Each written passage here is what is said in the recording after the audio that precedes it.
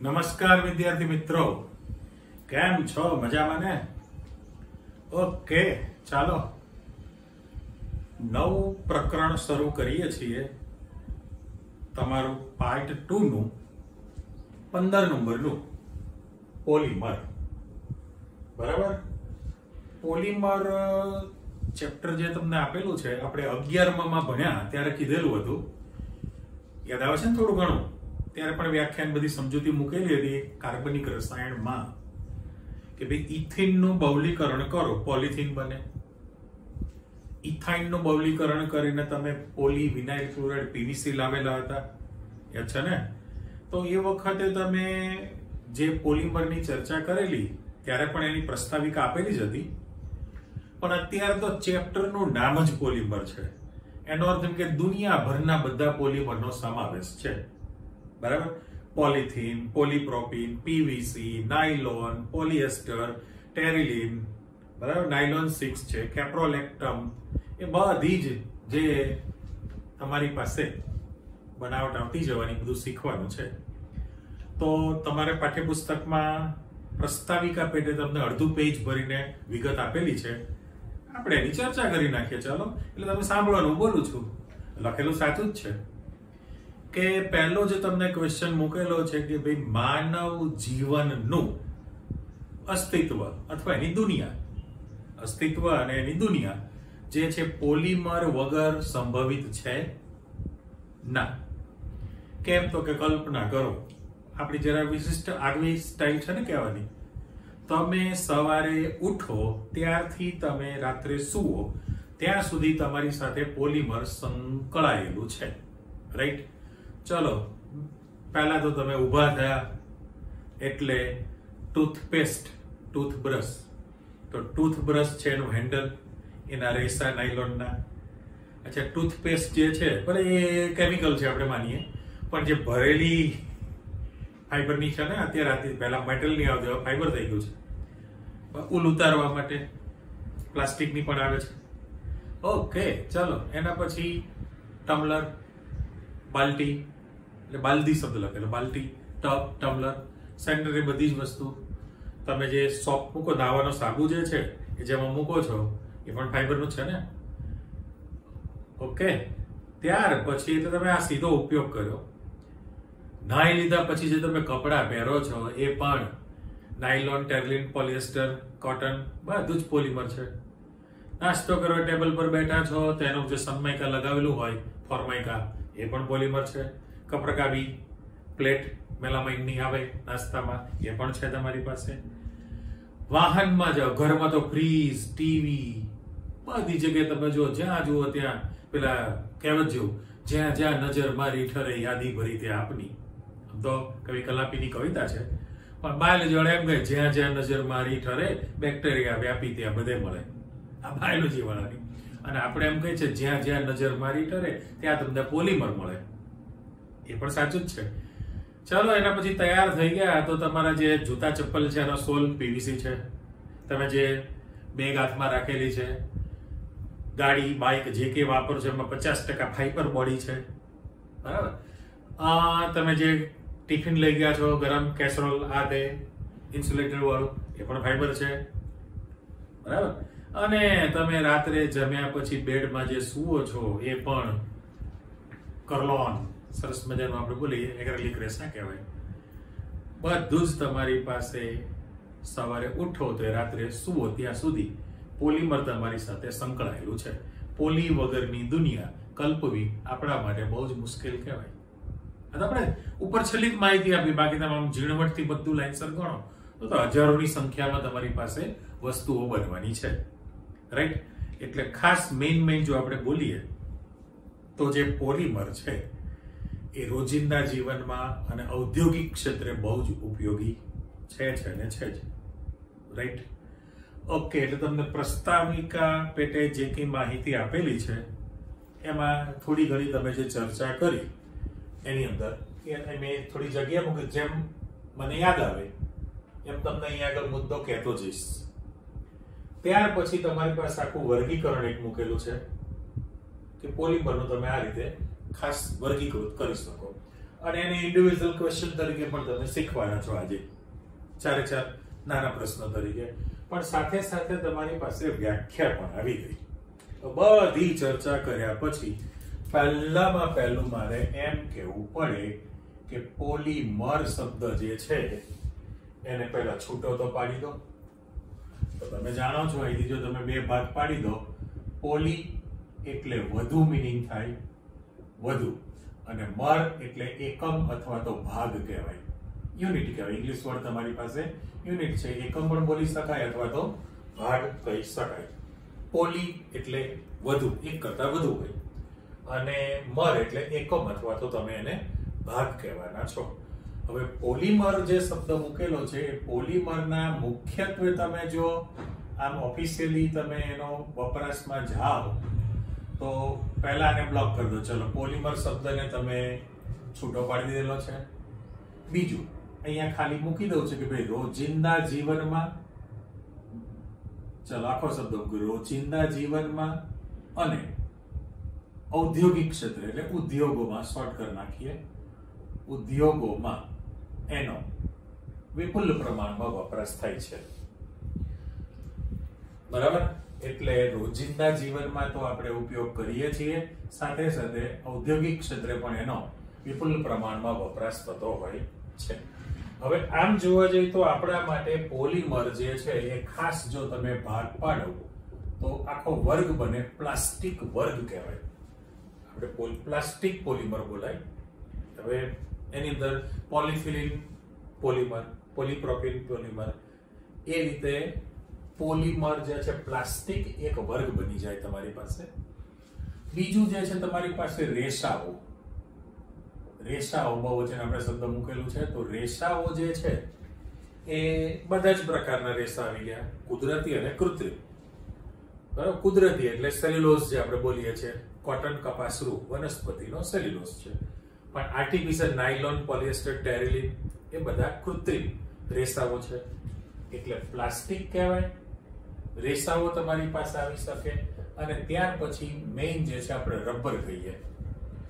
Rubber, કુદરતી rubber અને વલ્કેનાઇઝ rubber એ પણ તમે જાણો છો. અને ત્યાર પછી અહીંયા આગળ આપણે ઇલેસ્ટોમર, ઇલેસ્ટોમર એવો શબ્દ પણ આપણે આપી દીધેલો છે. અને ઇલેસ્ટોમર જે છે સ્થિતિસ્થાપકતા માટે પરિબળ જવાબદાર ગણાય. એટલે ઔદ્યોગિક ક્ષેત્રે અથવા રોજિંદા જીવનમાં આપણી પાસે જે વપરાશ થાય એમાં બહોળા પ્રમાણમાં પ્લાસ્ટિક છે, રેસાઓ છે, રબર છે અને ઇલેસ્ટોમર પદાર્થો. એ રીતે તમે એને આમ પોલીમરને 4 ભાગમાં છૂટા પાડી શકો. ઓકે, હવે પોલીમર જે છે, પોલીમર એટલે શું? પહેલો જ ક્વેશ્ચન આવી જાય ને તમારી પાસે જે પ્રશ્ન મૂકેલો છે કે ભાઈ પોલીમર એટલે શું, અહીંયા જ ક્વેશ્ચન માર્ક આપણે આપી દીધેલો છે. આમાં તમે બધી એની ડેફિનેશન, વ્યાખ્યાઓ સમજવા માટે પ્રયત્ન કરવાના છો. ઓકે, તો પોલીમર એટલે શું? તો પોલીમરની તમારી પાસે ડેફિનેશન કરવી છે કે ખૂબ જ નાના, સાદા અને સક્રિય અણુઓ. ચલો, આ એનું આપણે વિશેષણ આપી દીધેલું છે. તમે જે વિશેષણ આપો છો એની અંદર એક તો નાના હોય, સાદા છે અને પાછા બહુ જ એક્ટિવ છે. એવા અણુઓ જ્યારે એકબીજા સાથે જોડાઈને વિરાટ અણુ બનાવે. ચોપડીમાં બૃહદ શબ્દ લખેલો છે. બૃહદ એટલે વિરાટ અણુ કહેવાય એને. બરાબર? એને આપણે મેક્રોની બોલીશું ને, મેક્રોની એટલે મેક્રો મોલેક્યુલ, ઇંગ્લિશ વર્ડ છે મેક્રો મોલેક્યુલ. એટલે બૃહદ અણુ, વિરાટ અણુ બનાવી દે તો એ જે બને છે ને આપણે પોલીમર કહીએ છીએ.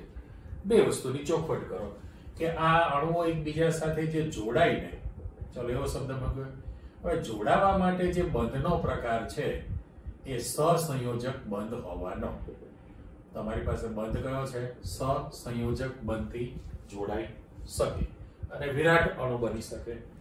અને જ્યાં જે વિરાટ અણુ તૈયાર થયેલો છે, બૃહદ અથવા તો વિરાટ અણુ, ઓકે, એનો જે અણુભાર છે એ 10⁻³ થી 10⁻7 યુનિટ જેટલું એ આણ્વીય દળ ધરાવતું હોય છે. આપણે આણ્વીય દળ ધરાવે એટલે પહેલામાં પહેલું તમે એમ કહ્યું કે ભાઈ નાના, સાદા અને ખૂબ જ સક્રિય અણુઓ. નાના, સાદા, ખૂબ જ સક્રિય અણુઓ એકબીજા સાથે સહસંયોજક બંધથી જોડાઈને વિરાટ બૃહદ કદનો અણુ બનાવે છે, જેને પોલીમર કહેવાય. એટલે આપણો શબ્દ ક્લિયર થઈ ગયો. પોલી એટલે વધુ છે, મર એટલે એકમ અથવા અણુઓ. વધુ અણુઓ જોડાય એને આપણે પોલીમર શબ્દ કહેલો છે. અને એનું આણ્વીય દળ જે છે 10⁻³ થી 10⁻7 યુનિટ જેટલું આણ્વીય દળ હોય. એટલે અણુભાર એનો બહુ જ ઊંચો છે, રાઈટ?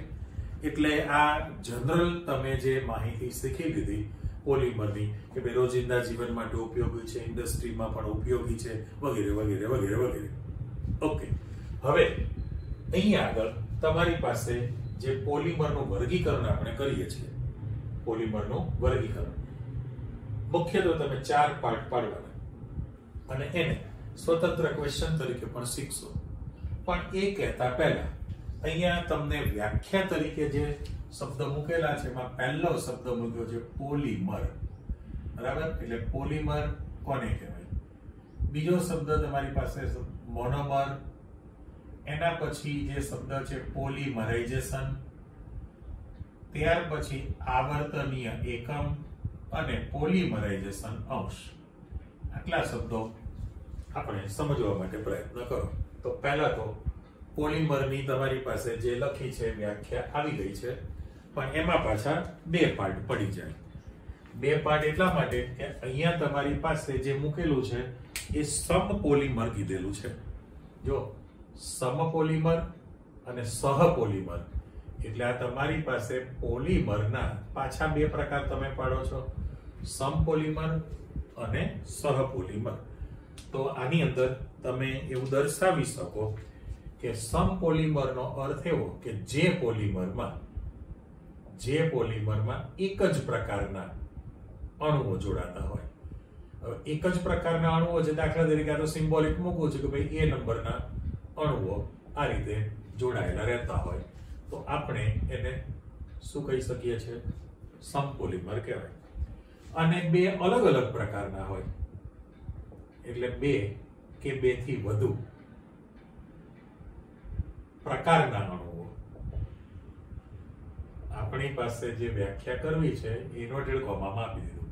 હવે એમાં A number, B number, A number, B number, A number, B number એવું મેં શબ્દ મૂકેલો છે. અને આખું ચેપ્ટર ભણી ગયા પછી તો તમે કોઈ પણ ઉદાહરણ આપી શકો.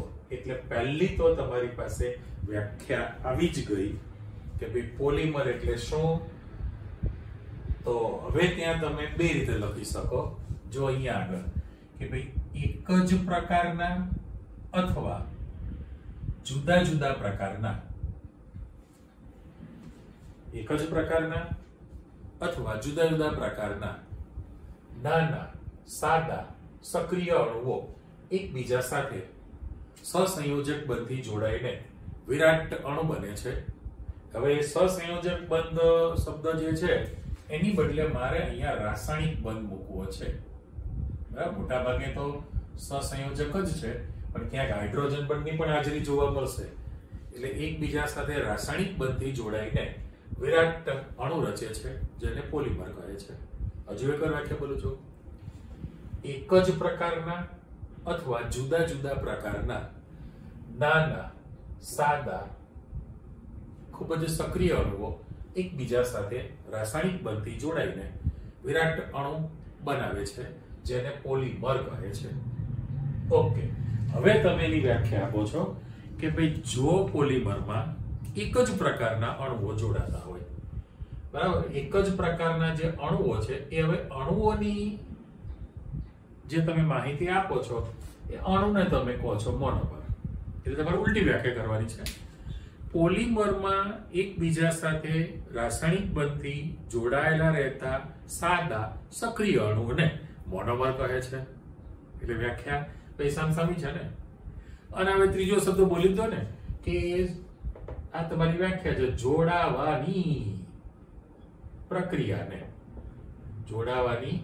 પ્રક્રિયાને તમે પોલીમરાઇઝેશન કહેવાના છો. એટલે ત્રણેય શબ્દો તમારી પાસે એકદમ નજીકના છે, સાચું ને? તો જો પોલિમરમાં એક જ પ્રકારના અણુઓ રાસાયણિક બળથી જોડાયેલા રહેતા હોય તો તમે એને સમપોલિમર કહેવાના છો. હવે દાખલા તરીકે એ બધા તમે સમીકરણ શીખશો એટલે શીખવાના છો. દાખલા તરીકે પોલિથીન, અત્યારે એક ઉદાહરણ તો જોઈ લો તમે. ટપકા મૂકી દઉં છે અને વગેરે શબ્દ આપો છો, હું ખાલી બોલું, આને જરા બ્લોક કરી દો. પોલિથીન, ઇથિનના વધુ અણુઓ લઈને તમે પોલિમરાઇઝેશન કરો તો પોલિથીન બને. તેમાં CH2 ડબલ બોન્ડ CH2 ઇથિનના જ અણુઓ જોડાતા રહેવાના છે. હવે એક જ પ્રકારના છે તો ઢગલાબંધ ઉદાહરણ છે તમારી પાસે, બરાબર? પોલિથીન છે, પોલીપ્રોપીન છે, PVC છે, બરાબર? એટલે કે અંદાજ આવી ઇથિનના વધુ અણુ તો કે પોલિથીન, પ્રોપીનના વધુ અણુ તો પોલીપ્રોપીન, વિનાઇલ ક્લોરાઇડના વધુ અણુઓ તો પોલીવિનાઇલ ક્લોરાઇડ છે, બરાબર? એક્રિલોનાઇટ્રાઇલના વધુ અણુ તો પોલીએક્રિલોનાઇટ્રાઇલ તમે બોલવાના છો. સ્ટાયરીનના વધુ અણુઓ તો પોલીસ્ટાયરીન તમે બોલવાના છો. એટલે એક જ પ્રકારના અણુઓ તમારી પાસે જોડાયેલા રહેવાના છે. પણ એના બદલે ધારો કે બે અલગ અલગ હોય તો એટલે આપણે શબ્દ મૂક્યો છે બે કે બે થી વધુ પ્રકારના અણુઓ. હવે A નંબર B નંબર જુદો છે, A નંબર B નંબરનો જુદો છે, A નંબર B નંબરનો અણુ જુદો હોય તો એને તમે સહપોલિમર કહેવાના છો, એટલે કોપોલિમર. અને ઇંગ્લિશમાં સમપોલિમર એટલે હોમોપોલિમર, હોમોપોલિમર અને કોપોલિમર શબ્દ કહેવાય. તો બંને અલગ અલગ પ્રકારના છે ને, અલગ અલગ પ્રકારના જ્યારે તમારી પાસે જોડાઈ જાય તો એને કોપોલિમર કહેવાય. ફરી પાછી વ્યાખ્યા, જો પોલિમરમાં બે કે બે કરતા વધુ પ્રકારના અણુઓ એકબીજા સાથે રાસાયણિક બંધથી જોડાયેલા રહેતા હોય તો તેને સહપોલિમર કહે છે. એમાં પણ તમારી પાસે ઢગલાબંધ ઉદાહરણ આપી શકશો. આખું ચેપ્ટર પતી ગયા પછી દાખલા તરીકે અહીંયા આપણે એક જ ઉદાહરણ આપી દઈએ છે કે ભાઈ નાયલોન 66, હજી એક મૂકી દો, ચલો ટેરિલિન છે અને પછી વગેરે. નાયલોન 66 લખું છું અને ટેરિલિન શબ્દ મેં મૂકેલો છે તમારી પાસે. આ બધી બનાવટ સમીકરણોમાં તમે ભણવાના જ છો. હવે નાયલોન 66 જે છે એની અંદર બે અલગ અલગ પ્રકારના મોનોમર અણુઓ, હવે મોનોમર શબ્દ આપણે વાપરી દઈએ છીએ, બે જુદા જુદા અણુ એટલે મોનોમર અણુ શબ્દ વાપરીએ તો એની અંદર તમારી પાસે હેક્સામિથિલિન ડાયએમાઇન એક અણુ છે અને એડિપિક એસિડ. એડિપિક એસિડ અને હેક્સામિથિલિન ડાયએમાઇન બે પ્રકારના અણુઓ જોડાઈને તમારી પાસે પોલિમર બની જશે. એ રીતે ટેરિલિન છે, ટેરિલિનનું બીજું નામ છે ડેક્રોન. ડેક્રોન અથવા તો ટેરિલિન શબ્દ આપણે વાપરીએ છીએ. તો ટેરિલિનની અંદર પણ તમારી પાસે ઇથિલિન ગ્લાયકોલ, ઇથિલિન ગ્લાયકોલ એક મોનોમરનો અણુ છે અને બીજો તમારી પાસે આવશે, કયો આવશે? નહીં, સમીકરણ લખો ત્યારે છોડો ને, અત્યારે તમારે ખાલી ગુજરાતીમાં જ નામ આપવું છે, પણ આવા તમે બીજા ઘણા આપી શકો. રબર છે પણ ના આપી શકાય, બરાબર? આમ actually styrene butadiene rubber SBR કહેતા, પણ તમારે બ્યુટાડાઇન સ્ટાયરીન એવો શબ્દ વાપરે, બ્યુટાડાઇન સ્ટાયરીન. તો બે જુદા જુદા પ્રકારના છે તમારી પાસે. એટલે તમે જેમ જેમ શબ્દ ક્લિયર કરતા ગયા એમ આપણે આગળ વધતા ગયા છીએ કે ભાઈ આ પોલિમર, એના બે પ્રકાર, હોમોપોલિમર અને કોપોલિમર, જાણકારી થઈ ગઈ. બીજો શબ્દ મોનોમર, તો કે એ જે અણુઓ જોડાય છે એને જ આપણે મોનોમર કહીએ છીએ. એ સમાન પણ હોય, જુદા જુદા પણ હોઈ શકે. અને જોડાવાની ક્રિયા જેને આપણે પોલિમરાઇઝેશન કીધેલું છે. એટલે ફરી પાછી વ્યાખ્યામાં જતા રહો. પોલિમરમાં એકબીજા સાથે રાસાયણિક બંધથી નાના, સાદા, ખૂબ જ સક્રિય અણુઓની જોડાવાની ક્રિયાને એ જે એકબીજા સાથે જોડાવાની ક્રિયા છે એને આપણે પોલિમરાઇઝેશન કહેવાય. એને આપણે શબ્દ કીધો છે પોલિમરાઇઝેશન. ફરી પાછા એના બે પ્રકાર પડી જાય. તો પોલિમરાઇઝેશનની ઘટના જે છે એના બે પ્રકાર તમે આપો છો. એક તમે કહો છો યોગશીલ અથવા શૃંખલા વૃદ્ધિ પોલિમરાઇઝેશન, અને બીજો શબ્દ છે સંઘનન અથવા તબક્કા વૃદ્ધિ પોલિમરાઇઝેશન શબ્દ કીધો છે. હવે આનો તફાવત શું છે? તો કે યોગશીલ પ્રક્રિયા એટલે બધું ભેગું કરવાનું છે. યોગશીલ છે એટલે તમારે જોડાણની પ્રક્રિયા કરે, પણ એ બંનેને લાગુ પડે. સમપોલિમર હોય કે સહપોલિમર હોય, બંને માટે તમારી પાસે ઘટના થવાની છે. પણ શૃંખલા વૃદ્ધિ, હવે સામાન્ય સંજોગોમાં તમે જાણો છો કે ભાઈ દ્વિબંધ ધરાવતું આલ્કીન સંયોજન છે, એટલે મોટા ભાગે અસંતૃપ્ત સંયોજનોમાં જ તમને પોલિમરાઇઝેશન જોવા મળે. એટલે આલ્કીન, દાખલા તરીકે આપણે લખીએ ફરીથી કે ભાઈ દ્વિબંધ ધરાવતા આલ્કીન સંયોજનો છે, બરાબર છે. ત્યાર પછી તમે ત્રિબંધ ધરાવતા આલ્કાઇન સંયોજનો કહેશો, અને ડાઇન સંયોજનો જાણો છો ને. ડાઇન કોને કે ડાય વત્તા ઇન શબ્દ છે. ડાય એટલે બે, ઇન એટલે દ્વિબંધ છે.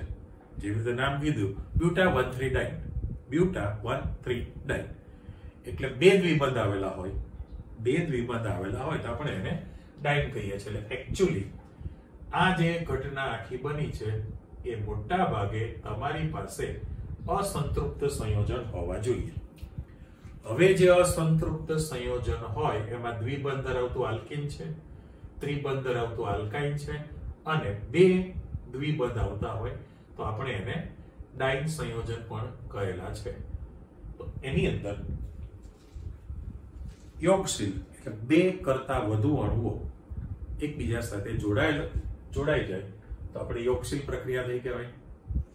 એટલે એની અંદર દ્વિબંધ કે ત્રિબંધ તૂટે અને અણુઓ એકબીજા સાથે જોડાવાના છે, અને જોડાતા રહેતા હોવાથી એ જે અણુની શૃંખલા છે એ તમારી પાસે લાંબી બનતી જાય, એટલે એને શૃંખલામાં વધારો એટલે શૃંખલા વૃદ્ધિ પણ કહી શકાય.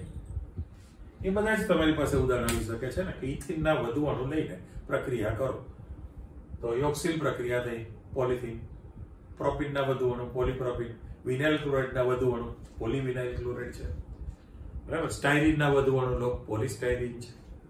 એ એક જ પ્રકારના બે જુદા જુદા લીધા ને. નાયલોન 6,6 છે તો એ અને બી પ્રકારના અણુઓ તમે લઈ શકો તો પણ એની અંદર અણુ કદમાં મોટો બનશે. હવે શબ્દ છે અહીંયા સંઘનન. સંઘનન જ્યારે તમે કરો ત્યારે એક વસ્તુ ફાઇનલ છે કે બે મોટા ભાગે બે જુદા જુદા પ્રકારના મોનોમરના અણુઓ હોય. ઓકે, બે જુદા જુદા પ્રકારના મોનોમરના અણુઓ છે, અને જ્યારે એકબીજા સાથે જોડાવાના હોય ત્યારે એકદમ નાના કદનો અણુ દૂર થતો હોય. દાખલા તરીકે સંજ્ઞા વાપરું છું, પાણીનો અણુ દૂર થાય, અથવા એમોનિયાનો અણુ દૂર થતો હોય, બરાબર, અથવા તો ROH આલ્કોહોલનો અણુ દૂર થતો હોય, અથવા હાઇડ્રોક્લોરિક એસિડનો અણુ દૂર થતો હોય. આવો નાનો અણુ દૂર થતો હોય અને પછી અણુઓ જોડાઈ જતા હોય તો એને આપણે સંઘનન શબ્દ કીધેલો છે. અને તબક્કા વૃદ્ધિ પોલિમરાઇઝેશન, અને સંખ્યા તો વધવાની છે એની અંદર, એટલે તબક્કાવાર પોલિમરાઇઝેશન થયું કહેવાય. એટલે ફરી જોઈ લો કે ભાઈ સંઘનનની અંદર તમને એમ કહે છે કે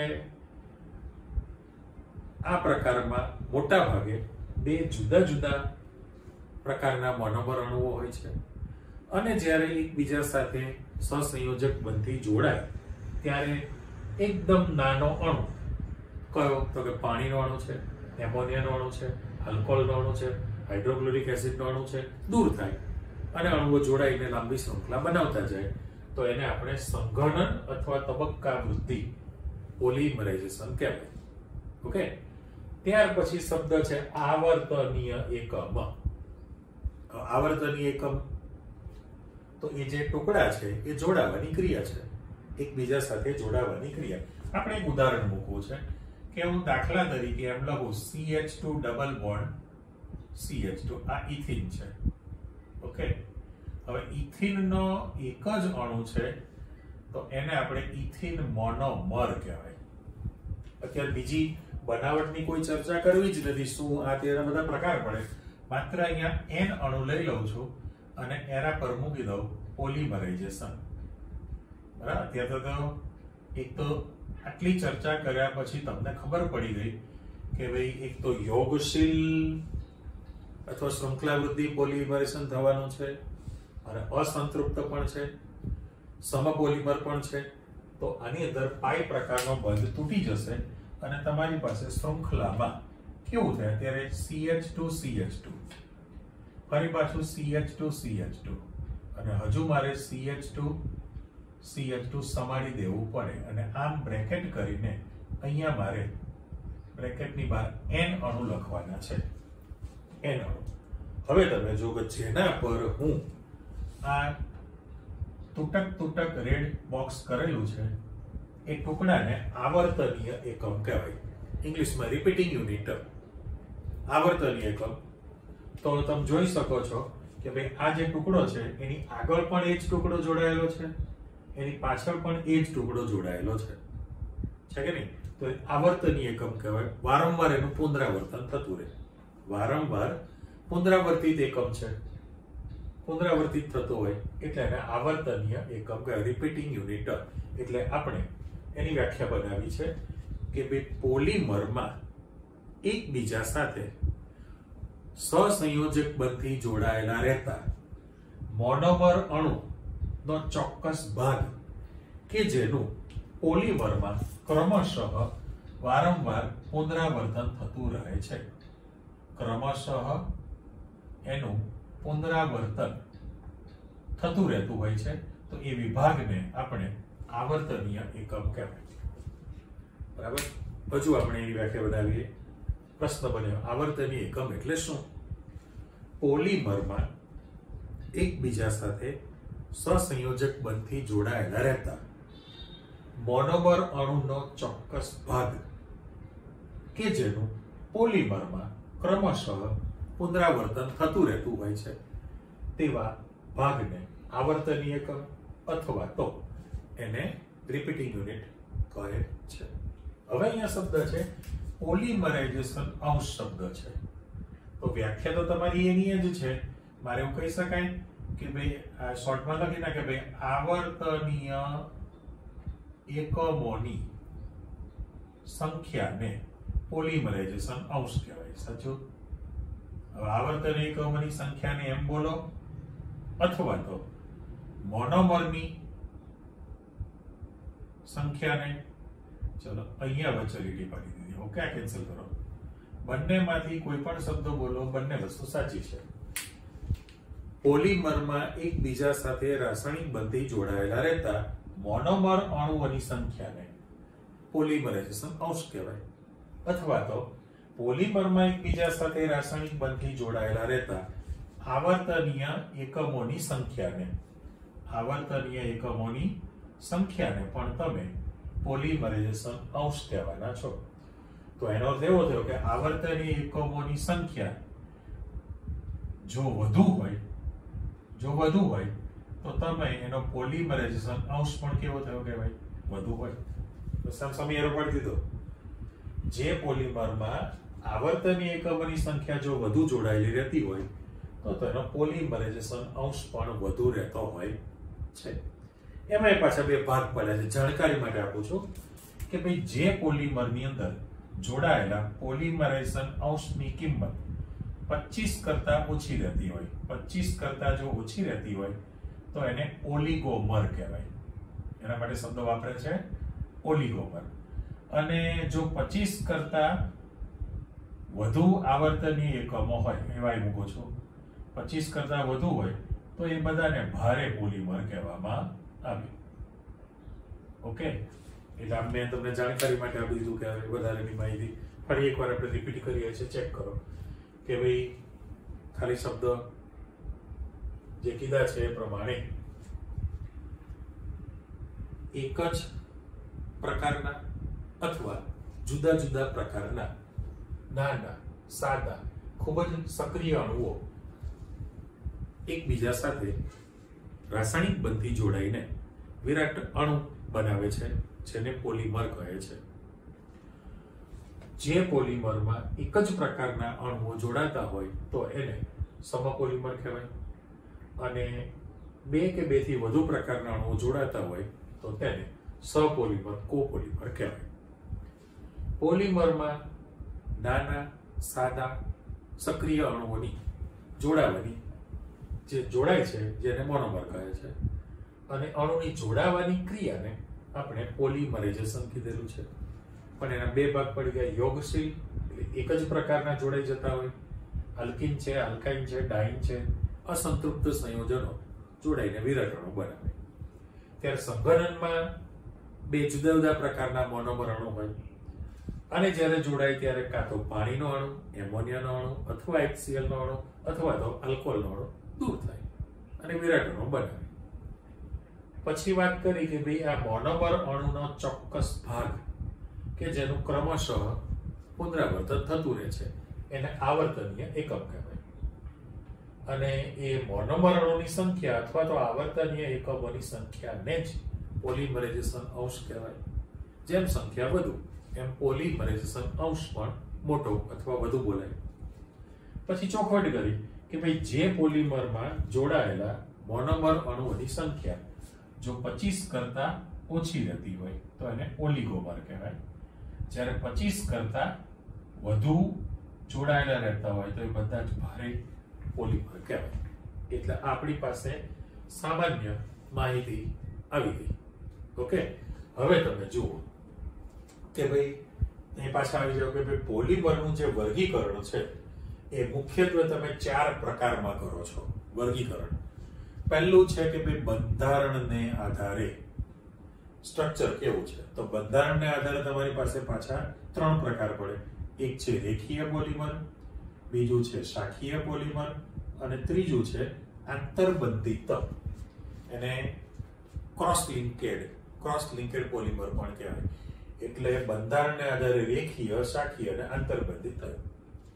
ત્યાર પછી સ્ત્રોત એટલે ઉદ્ગમ સ્થાન, સોર્સ ઇંગ્લિશ વર્ડ. તો સ્ત્રોતને આધારે તમારી પાસે 3 પ્રકાર પડી ગયા. કુદરતી પોલિમર છે, અર્ધ સંશ્લેષિત છે અને સંશ્લેષિત એટલે માનવ નિર્મિત થયું કહેવાય. ત્યાર પછી તાપમાનને આધારે તો એના 2 પ્રકાર પડ્યા છે. તાપમાનની અસરને આધારે થર્મોપ્લાસ્ટિક છે અને થર્મોસેટિક છે. અને આણ્વીય બળ, દાખલા તરીકે તાપમાનને આધારે આણ્વીય બળોને આધારે તો ઇલેસ્ટોમર અને રેસાઓ આ રીતનું તમારી પાસે પાર્ટ પડે. એટલે હું અહીંયા વચ્ચે ગ્રીન પેનથી જરા ડિવાઈડર મૂકી દઉં છું. રેડી? હવે એ તમારા સ્વતંત્ર પ્રશ્ન બની જશે. સ્વતંત્ર પ્રશ્ન તરીકે પૂછવાના છે. આને તમે 4 ભાગની અંદર વર્ગીકૃત કરેલું છે. એટલે મેં પહેલો જ ક્વેશ્ચન એ મૂક્યો છે. ચાલો 1 નંબર, સ્ત્રોતને આધારે પોલિમરનું વર્ગીકરણ સમજાવો. ઓકે, તો તમને અંદાજ આવી ગયો છે કે ભાઈ પોલિમર જે તમને મળે છે એના આધારે એના તમે 3 પ્રકાર પાડેલા છે. પહેલું છે તમે કીધેલું છે કુદરતી પોલિમર. પહેલો શબ્દ કુદરતી. બીજો શબ્દ તમે કહો છો અર્ધ સંશ્લેષિત પોલિમર અને ત્રીજો શબ્દ તમે મૂકો છો સંશ્લેષિત પોલિમર. આ તમારો પાઠ્યપુસ્તકનો પહેલો જ પ્રશ્ન બની જાય આની અંદર. એટલે કુદરતી પોલિમર જે કીધું બાય નેચર તમને મળે, તો કુદરતી પોલિમરની અંદર મોટા ભાગે તમને વનસ્પતિમાંથી અથવા તો પ્રાણીમાંથી મળી રહેતું હોય. સોર્સ જે છે કુદરતી કીધું છે એટલે એ તમને વનસ્પતિમાંથી મળી રહે અથવા તો પ્રાણીમાંથી મળી રહેતું હોય છે. હવે એના તમારી પાસે જે ઉદાહરણ છે એમાં સૌથી પહેલું સ્ટાર્ચ છે, બીજું તમારી પાસે સેલ્યુલોઝ છે, સેલ્યુલોઝ છે, રબર છે, અમુક પ્રકારના કેટલાક એમિનો એસિડ છે વગેરે. હવે આ તમને એમિનો એસિડ છે જેને ન્યુક્લિક એસિડ પણ કહીએ છીએ ને આપણે, ન્યુક્લિક એસિડ શબ્દ પણ તમે વાપરો છો. એટલે આ બધા જ તમારી પાસે કુદરતી સોર્સ બન્યા કહેવાય. Starch, cellulose, rubber, amino acid, nucleic acid આ બધા જ કુદરતી પોલિમર થયા કહેવાય. પણ હવે અર્ધ સંશ્લેષિતનો અર્થ શું છે? તો કે એનો મીનિંગ એવો છે કે તમારી પાસે કુદરતી પોલિમર હોય, કુદરતી પોલિમર છે, ઓકે, અને એની તમે નાની મોટી કોઈ પણ રાસાયણિક પ્રક્રિયા કરો તો એના માટે અર્ધ સંશ્લેષિત કહેવાય. અર્ધ એટલે સેમી, સેમી સિન્થેટિક કહેવાય અને પેલું સિન્થેટિક જ કહેવાય. સિન્થેટિક એટલે સંપૂર્ણ માનવ નિર્મિત છે. અહીંયા પણ શબ્દ મૂકી દઉં કે આ માનવ નિર્મિત, એટલે બંનેમાં ડિફરન્સ તમે જોઈ લો. આ જે કુદરતી પોલિમર તમને મળેલું છે એની કોઈ રાસાયણિક પ્રક્રિયા કરો તો તમે અર્ધ સંશ્લેષિત પોલિમર મેળવી શક્યા. અને પેલું જે છે એ આર્ટિફિશિયલ, કૃત્રિમ રીતે માનવ સર્જિત અથવા માનવ નિર્મિત પોલિમર બન્યું કહેવાય. હવે પેલામાં તમે દાખલા તરીકે ઉદાહરણ આપશો, કુદરતી પોલિમરમાં દાખલા તરીકે સેલ્યુલોઝ છે. હવે સેલ્યુલોઝ જે છે એની તમે નાઇટ્રિક એસિડ સાથે પ્રક્રિયા કરો તો એમાંથી સેલ્યુલોઝ નાઇટ્રેટ બને. સેલ્યુલોઝ નાઇટ્રેટ શબ્દ મેં મૂકી દીધા અને એ વિસ્ફોટક છે, તમારી પાસે પદાર્થ વિસ્ફોટક પદાર્થ છે. એ રીતે દાખલા તરીકે તમે જે પહેલું ઉદાહરણ આપો છો એ જ વસ્તુ, સેલ્યુલોઝની તમે એસિટિક એનહાઇડ્રેટ સાથે CH3CO2 મેં સમીકરણ મૂક્યું છે, એની સાથે જો પ્રક્રિયા કરવામાં આવે તો તમારી પાસે સેલ્યુલોઝ એસિટેટ બને, જેને રેયોન તરીકે ઓળખવામાં આવે છે. રેયોન કહી શકાય. અને એ રીતે તમારી પાસે જે રબર છે એ રબરમાંથી તમે વલ્કેનાઇઝ્ડ રબર પણ લાવી શકો. વલ્કેનાઇઝ્ડ રબર લાવી શકાય. ફરી પર જો કે ભાઈ કુદરતી જે પોલિમર મળે છે એની તમે રાસાયણિક પ્રક્રિયા કરીને અર્ધ સંશ્લેષિત પોલિમર મેળવી શકો.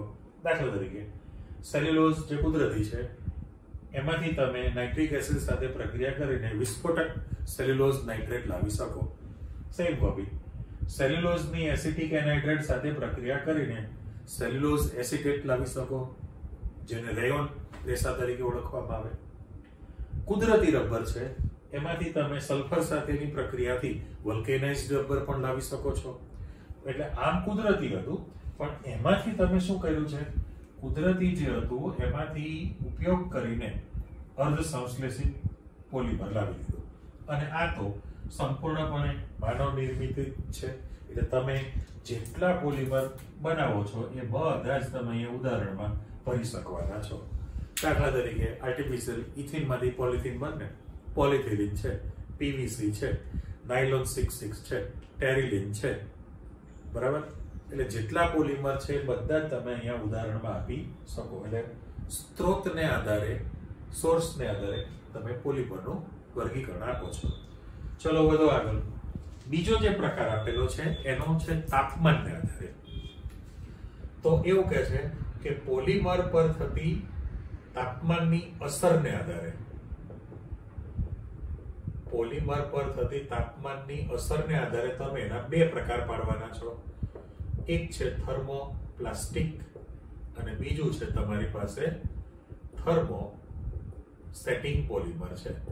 એમ જોઈને જ ખબર પડે, થર્મો એટલે ઉષ્મા કહેવાય ને, થર્મો અને સેટિંગ, થર્મો સેટિંગ તમારી જ્ઞાતિના છે. એમાં એવું કહે છે કે થર્મોપ્લાસ્ટિક કોને કહેવાય, તો કે જે પોલિમર હોય એ પોલિમરનું તમે તાપમાન વધારશો, જો તમે તાપમાનમાં વધારો કરો તો એ ગરમ થવાથી નરમ બની જાય અને પાછું જો ઠંડુ પડે તો એ ઠંડુ પડવાથી એ ધીમે ધીમે ધીમે એનો આકાર બદલાતો રહે, એટલે બરડ બનતું જાય.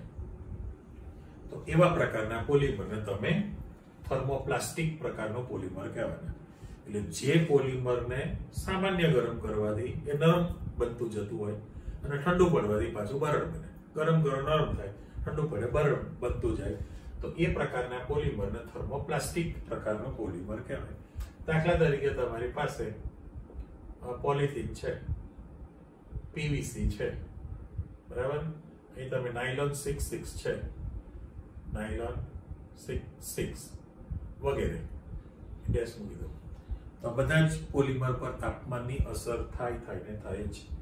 પણ એના બદલે તમે થર્મોસેટિંગ કહો છો તો આના કરતા વિરુદ્ધ થયું ને, કે જે પોલિમરનું તાપમાન ઘણું બધું ઊંચું કરવામાં આવે, ઊંચા તાપમાને પણ તાપમાનની અસર એના પર થતી નથી. તાપમાનનો વધારો કરો છતાં પણ એના પર કોઈ પણ જાતની અસર ન થતી હોય તો એને થર્મોસ્ટેટિક પ્રકારનું પોલિમર કહેવાય. હવે એ બધા મજબૂત હોય, કઠણ પોલિમર તરીકે આપણે લઈએ છીએ. અને એના ઉદાહરણની અંદર તમે કોણ આપી શકો? દાખલા તરીકે તમારી પાસે જે ફર્નિચર ઉપર આપણે લગાડીએ છીએ, સનમાઇકા છે, સનમાઇકા, મેલામાઇન, બેકેલાઇટ, એ બધા જ એમાં આવે. દાખલા તરીકે આપણે મેલામાઇન લગી શકીએ ને, મેલામાઇન, બેકેલાઇટ, વગેરે, આ બધા જ જે છે એ થર્મોસ્ટેટિક પ્રકારના છે. એટલે તાપમાનની અસર થાય, થર્મોપ્લાસ્ટિક, તાપમાનની અસર ન થાય તો થર્મોસ્ટેટિક પ્રકારનું પોલિમર કહેવાય. ત્યાર પછી તમે કીધું છે કે ભાઈ બંધારણને આધારે, તો બંધારણને આધારે જ્યારે તમે પોલિમરના પાર્ટ પાડો ત્યારે સૌથી પહેલું રેખીય પોલિમર છે, બીજું છે તમારી પાસે શાખીય પોલિમર છે, અને ત્રીજું જે છે એને આંતરબંધિત ક્રોસ લિંકેડ પોલિમર પણ કહેવાય. હવે રેખીય પોલિમર જ્યારે તમે કહો છો ત્યારે એ પોલિમરમાં એટલે મોટા ભાગે જે છે મોનોમરના અણુઓ સરળ શૃંખલામાં હોય, લાંબી શૃંખલા, એક જ લાંબી શૃંખલા હોય, અથવા તો એવું એ શબ્દ મૂકી દો, ચાલો, કાં તો એ લાંબી શૃંખલામાં હોય અથવા તો ચોક્કસ અંતરે ઉપશાખા ધરાવતું હોય, ચોક્કસ અંતરે એ શાખા ધરાવતું હોય છે. એટલે એને તમે કેવું કહો છો? રેખીય પોલિમર કહેવાના. હવે એમાં તમારી બુકમાં જે આકૃતિ મૂકી છે, આકૃતિમાં એવું ડિઝાઇન મૂકી છે કે દાખલા તરીકે આ રીતનું જે તૈયાર કરેલું છે આની અંદર, તો અમુક જગ્યાએ દાખલા તરીકે આ શાખા છે તો અહીંયા આગળ આ શાખા બનતી હોય, આ શાખા બને છે. અમુક જગ્યાએથી શાખા બની શકતી હોય તો એને લાંબી શૃંખલા હોય અથવા તો ઉપશાખા પણ બની શકે. પણ એ બંને જે રચના છે એના પર સીધી જ તાપમાનની અસર થવાની. જો તાપમાનની અસર થાય તો એ કેવા પ્રકારના થયા? થર્મોપ્લાસ્ટિક પ્રકારનું જ પોલિમર કહેવાય, તાપમાનની અસર થવાથી. ત્યારે શાખીય પોલિમર જે છે, શાખીય પોલિમર, એમાં તમારી પાસે અમુક ચોક્કસ અંતરે બ્રાન્ચ તૈયાર થવાની હોય. રેખીયમાં સરળ શૃંખલા છે અને શાખીયમાં તમારી પાસે બ્રાન્ચ ચોક્કસ અંતરે હોય જ એની અંદર. એટલે ત્યાંથી તમારી પાસે નવી રચના બની જતી હોય. એના પર પણ તાપમાનની તો અસર થાય જ છે, એટલે થર્મોપ્લાસ્ટિક પ્રકારનું છે. પણ જે આંતરબંધિત છે એને ક્રોસ લિંકેડ કહેવાય. ચોપડીમાં તિર્યક બંધ ક્રોસ લિંકેડ શબ્દ વાપરેલો છે. અને એના પર, એટલે આ બંને પર તાપમાનની અસર થઈ છે ત્યારે આના પર તાપમાનની અસર થશે નહીં. એ લોકોના ગલન બિંદુ જે છે ઊંચા હોય. એની જે રચના બનતી હોય એ રચનાની અંદર દાખલા તરીકે તમારી પાસે આ ટાઈપની લાઇનિંગ જે મૂકેલી છે લાંબી શૃંખલાની, અને એમાં મોનોમરનો જે અણુ હોય એ મોનોમરનો અણુઓ અમુક ચોક્કસ અંતરે બંને સાથે જોડાયેલો રહેતો હોય તો એ આંતરબંધિત બન્યું કહેવાય. પણ એના પર તાપમાનની કોઈ અસર થતી નથી.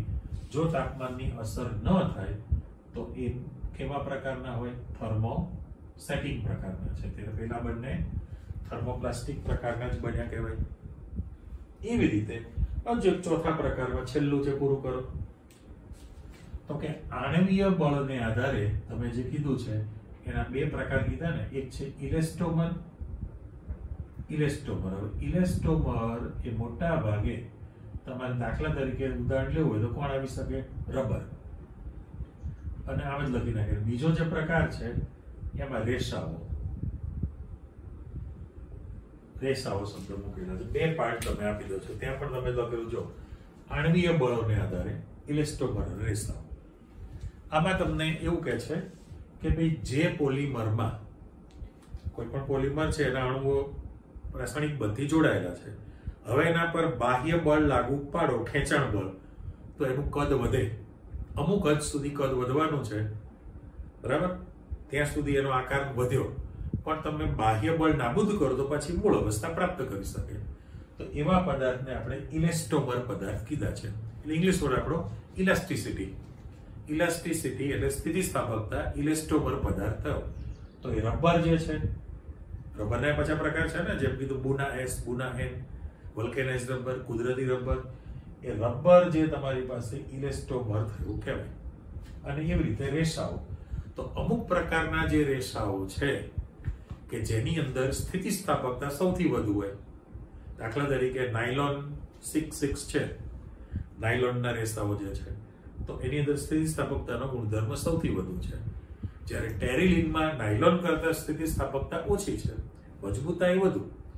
એટલે આવા જે રેસાઓ છે અમુક હદ સુધી એનું બળ વધવાથી, બાહ્ય બળ લગાડવાથી એનું કદ વધે અને બળ નાબૂદ કરે તો મૂળ અવસ્થા પ્રાપ્ત કરે. એટલે એવા રેસાઓ જે છે ટાયરોની બનાવટમાં વાપરવામાં આવે. ટાયર ઉદ્યોગની અંદર એ રેસાનો પણ ઉપયોગ થતો હોય છે. એટલે ટૂંકમાં તમે આખી જે ચર્ચા વિચારણા કરી, શુભ શરૂઆત આપણા ચેપ્ટરની, પછી તો ધીમે ધીમે બધી જ બનાવટના સમીકરણો આવતા જશે આની અંદર. એટલે આજની તારીખે તમે જે પાઠ્યપુસ્તકમાં 2-3 પેજની જે વાર્તાલાપ કરેલો હતો કે ભાઈ પોલિમર માટેની ચર્ચા, એનું તમે વર્ગીકરણ ઇન્ડિવિજ્યુઅલ ક્વેશ્ચન બની ગયો, તૈયાર કરવા પડશે. અને આ બધા શબ્દ ભંડોળ એની વ્યાખ્યા પરથી બનતા ગયા છે. અને નેક્સ્ટ ટાઈમ બધી એની બનાવટના સમીકરણો આવતા જશે. બરાબર? આટલું તમે ડિટેલમાં તૈયાર કરી રાખો. ફરી પાછા મળીએ છીએ. ઓકે, આવજો, બાય.